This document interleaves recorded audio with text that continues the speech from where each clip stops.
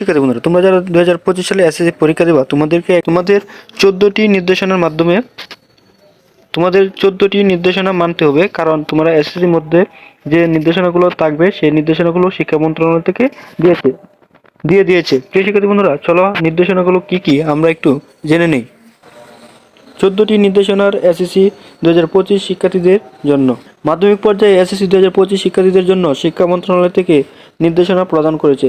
যে নির্দেশনা শিক্ষার্থীরা মেনে পরীক্ষায় অংশগ্রহণ করতে হবে। পরীক্ষা আয়োজন করে পরীক্ষা শেষ করা হবে 4 মে। এই সময়ের মধ্যে শিক্ষার্থীদের বেশ কিছু নির্দেশনা রয়েছে যেগুলো মেনে পরীক্ষা অংশগ্রহণ করতে হবে। নির্দেশনাগুলো হলো: এক পরীক্ষা শুরু 30 মিনিট পূর্বে পরীক্ষা কক্ষে আসন গ্রহণ করতে হবে। কোনো শিক্ষার্থী দেরি করে প্রবেশ করবে না, সেটা চেষ্টা করতে হবে। অন্তত পক্ষে 1 ঘন্টা আগে পরীক্ষা কেন্দ্রে উপস্থিত থাকা।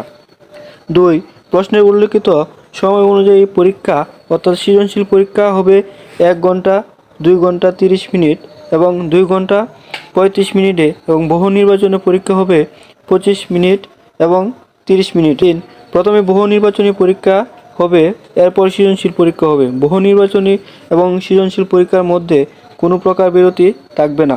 4 পরীক্ষার্থীদের প্রবেশপত্র নিজ নিজ প্রতিষ্ঠান প্রধান নিকট থেকে নিতে হবে। পরীক্ষা আরম্ভের কমপক্ষে 3 দিন পূর্বে সংগ্রহ করবে। তবে প্রবেশপত্র কোনো সমস্যা থাকলে তাৎক্ষণিক জানাতে হবে শিক্ষা প্রতিষ্ঠানের প্রধানকে এবং তার সংশোধন করে নিতে হবে।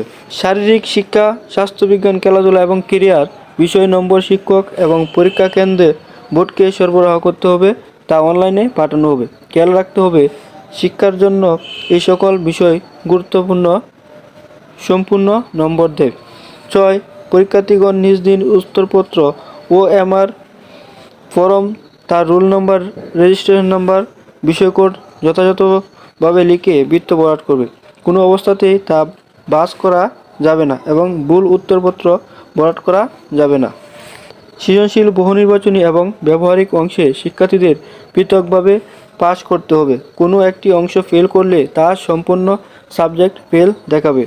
8 প্রত্যেক পরীক্ষার্থী কেবল নিবন্ধিত বিষয়ে পরীক্ষা অংশগ্রহণ করতে পারবে, কোনো অবস্থাতে ভিন্ন বিষয়ে অংশগ্রহণ করতে পারবে না। 9 পরীক্ষার্থীগণ পরীক্ষার সাধন সায়েন্টিফিক ক্যালকুলেটর ব্যবহার করার অনুমতি পাবে, কোনোভাবে প্রোগ্রামিং ক্যালকুলেটর ব্যবহার করতে পারবে না। 10 কোনো শিক্ষার্থী পরীক্ষার নিজ বিদ্যালয় এবং প্রতিষ্ঠান অনুষ্ঠিত হবে না, কেন্দ্র হস্তান্তরের মাধ্যমে তা গ্রহণ করা হবে। 11 কেন্দ্র সচিব ছাড়া অন্য কোনো ব্যক্তি পরীক্ষা কেন্দ্রে মোবাইল ফোন আনতে পারবেন না এবং ব্যবহার করতে পারবেন না।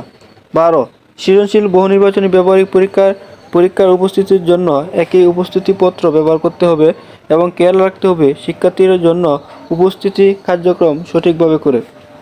13 ব্যবহারিক পরীক্ষার কেন্দ্রে এবং ভেন্যুতে আয়োজন করা হবে, কেন্দ্র পরিবর্তন করা হবে না।